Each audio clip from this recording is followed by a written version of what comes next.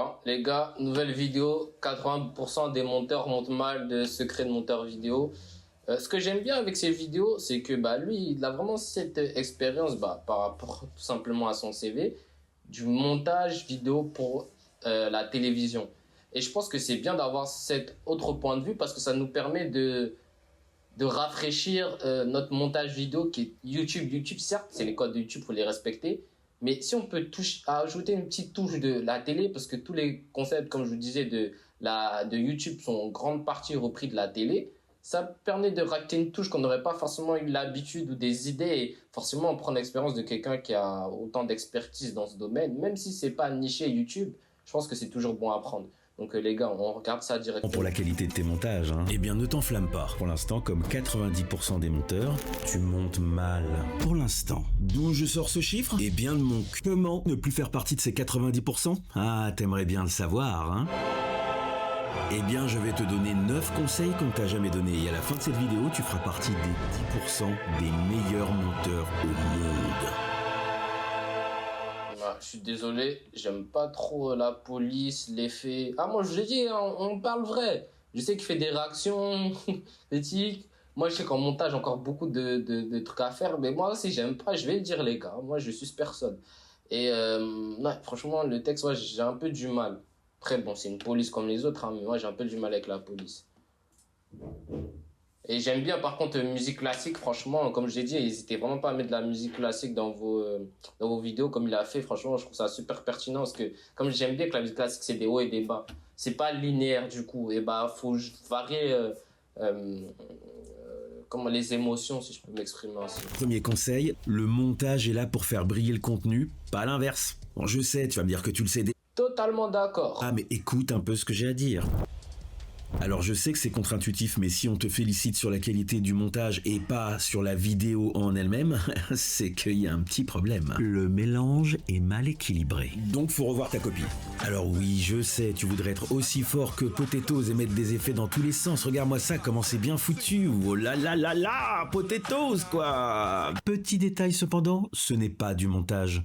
C'est du motion design. Tiens, demande-toi s'il n'y a pas une partie de... Merci. Combien de fois je vais le répéter? Monteur vidéo et motion designer, ce sont des compétences complémentaires et je ferai je sais pas combien de shorts, je sais pas combien de vidéos je répéterai la même chose parce qu'il faut que les clients ils comprennent que c'est pas la même chose. Monteur vidéo c'est un métier, motion designer c'est un métier. Encore une fois, les compétences sont complémentaires, mais ce n'est pas la même chose. Des effets qui sont là pour faire la démonstration de ton talent plutôt que de servir le propos. Tu vois ce que je veux dire? Deuxième conseil, raconter clairement est supérieur à être stylé. Bon, ça t'a pas échappé, mais sur YouTube, c'est plutôt le concours de Beaucoup de monteurs pensent qu'un bon montage, c'est beaucoup d'effets de transition, des effets flashy sur un rythme frénétique, et bien pas du tout. Moi je vous mens pas, tu me fais un truc comme ça, gros, je casse, Je me barre, je te mens pas, au revoir. Un bon montage, c'est avant tout un montage clair et fluide. Les gens qui regardent nos montages, ils ne veulent pas devenir épileptiques, ils veulent juste savoir ce qu'on a à raconter et y prendre du plaisir. Si tu ne me crois pas, regarde la réussite de James Jani par exemple. Regarde le montage un petit peu à quoi ça ressemble. Tu vois? Pas de titre fluo, pas d'effet de transition. On a un face caméra extrêmement simple, qui sert de base au propos, des images d'illustration qui s'enchaînent sans transition, donc là par exemple ce sont des archives, et quelques animations très simples pour mettre en avant des définitions ou des citations. Et c'est tout. Ce qui compte avant toute chose, c'est le propos. Ah, et puis il y a le cas de Gox. Ici, pas d'effet de transition, que des cuts bien placés. Ouais, bon après lui, au tournage, le temps qu'il doit mettre, c'est un génie des plans. Lui, leur catégorie. Bien rythmé, bien maîtrisé, et le montage est ultra dynamique. Voilà, c'est pas compliqué. La vérité, c'est que sur YouTube, les effets, souvent, ils sont là pour masquer la misère, parce que la vidéo manque de fond. Ce qui m'amène à mon prochain conseil. Chaque coupe est une prise de position, plutôt que de... Comme je vous l'ai dit, les coupes, c'est super important, c'est ce que vous décidez. Ne vous dites pas qu'un cut, non, c'est juste un cut. Non, non, non, non, non, non. Parce que vous racontez pas l'histoire de la même façon. Imaginons, je vous dis, là, je suis allé au restaurant, et je vous dis, je suis allé au restaurant en voiture. C'est pas la même façon. Il y a une information en plus. Après, à vous de savoir si le en voiture, il sert au propos ou pas. Tout simplement. Du baratin, je vais te montrer. J'ai ici un petit bout de montage, on va regarder tout de suite ce que ça donne. Salut Cyril. Qu'est-ce que tu penses de Sam Twitch?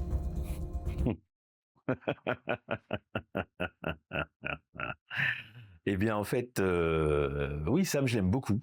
Je trouve que c'est un excellent monteur, mais par contre, je le prends où il veut, quand il veut. Mais dites donc, il y a du rififi là. On va quand même regarder ce qu'on peut faire avec une simple coupe et voir si ça va changer le ton de la vidéo. Alors je vais me contenter de venir me positionner ici, juste à la fin de mon rire. Et je vais enlever toute la fin. Et maintenant, on va regarder la différence. Salut Cyril. Qu'est-ce que tu penses de Sam Twitch?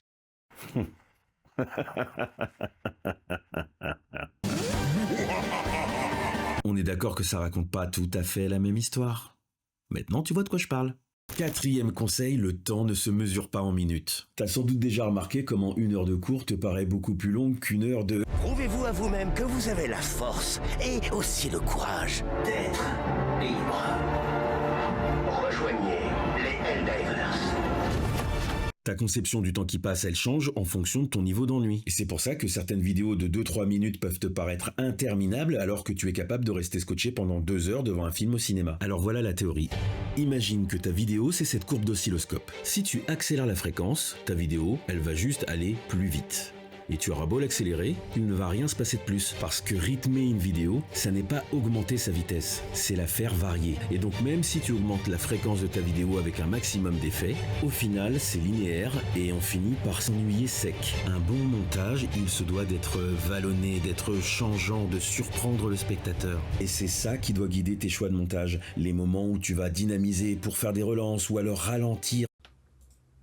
Pour ceux qui veulent faire du montage vidéo et qui veulent vraiment être bons dedans, inspirez-vous du cinéma.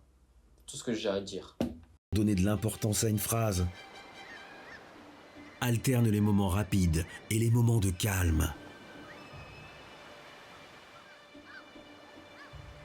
Avant la tempête.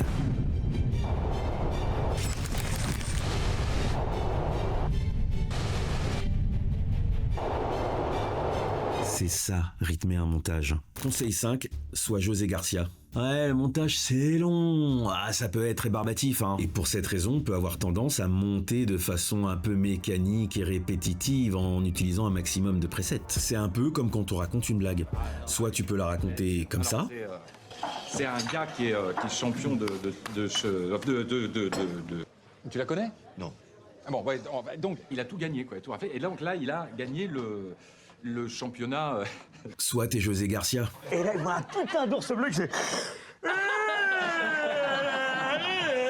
Il faut que tu t'amuses en montage. Prends du plaisir à créer toi-même tes effets et à les rendre uniques d'un montage à un autre. Et pouf, il tire une putain de bastos qui fend l'air. Et avant qu'elle arrive dans la tronche de l'ours, t'as l'ours qui fait...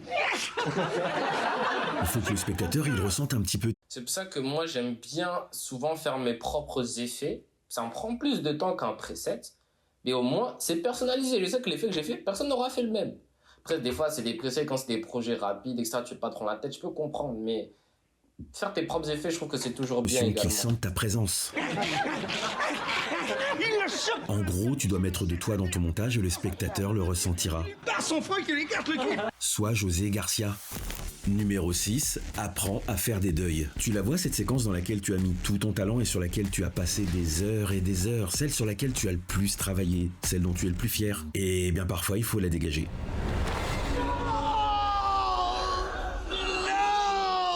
Et ouais, parce que parfois elle peut nuire à ton montage, elle peut briser sa structure, rendre le temps long, ou même parfois être complètement à côté du propos. C'est pour ça qu'il y a souvent des scènes coupées dans les films au cinéma. Et c'est aussi pour ça que tu dois toujours te poser cette question, est-ce que ça sert le propos ?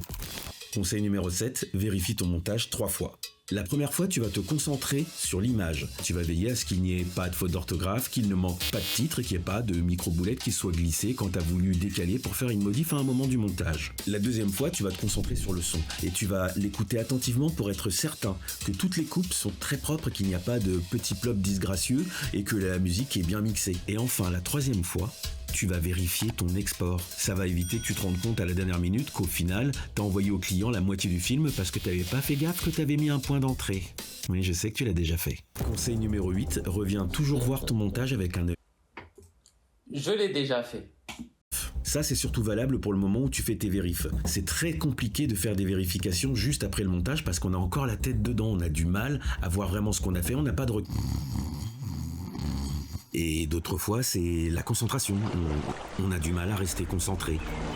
Donc prends-toi un jour ou deux, prends l'air, va au bord de la mer, éclate-toi. Et comme ça, quand tu reviendras regarder ton montage... Le problème de ce qu'il vient de dire, c'est que ça, c'est possible quand tu as du temps et que tu as des délais longs et des clients qui tu connais depuis longtemps. Si tu as des délais courts, c'est compliqué de prendre une journée. Enfin, c'est possible dans les faits, hein. Mais on est payé au taux horaire. Donc, soit tu te mets sur un autre projet et tu regardes après, mais ça va vraiment dépendre de comment vous travaillez et quels sont vos types de clients et les délais que vous avez aussi. T'auras du recul et tu verras ce qui cloche. Et enfin, dernier conseil, le plus grand de tous les conseils. Un conseil pour les gouverner tous. Tu montes pour le spectateur, pas pour ton ego. Le spectateur, il doit être au centre de tes préoccupations en permanence quand tu es dans ton processus créatif. Demande-toi, est-ce que tu arrives à le faire rire, à l'émouvoir, à capter son attention et à la garder, la conserver? En fait, tu dois réussir à tisser un lien profond avec lui. Et à ce sujet, il existe des techniques de montage proches de la manipulation. Et justement, c'est le sujet de la vidéo qui se trouve juste là. Déjà, je peux vous dire que la vidéo, il a écrit. Il n'a pas fait ça au naturel, ça, je peux vous l'assurer. Et comme je vous dis, là, il a vraiment repris les codes du cinéma. On voit clairement qu'il y a plein de codes du cinéma qui sont repris. C'est pour ça que je dis, si vous voulez vous améliorer en montage, regardez le cinéma. Et non, franchement, au niveau du montage, je dis quoi. J'aurais bien aimé attaquer sur des propos, mais c'est compliqué. À part sur la police, tout ça, mais tu vois, ça, c'est un choix personnel, c'est les goûts et les couleurs. Mais à part ça, vous voulez que je dise quoi? Bon, les gars, je pense qu'il n'y a rien à dire de plus. On s'attend pour une nouvelle vidéo, l'équipe.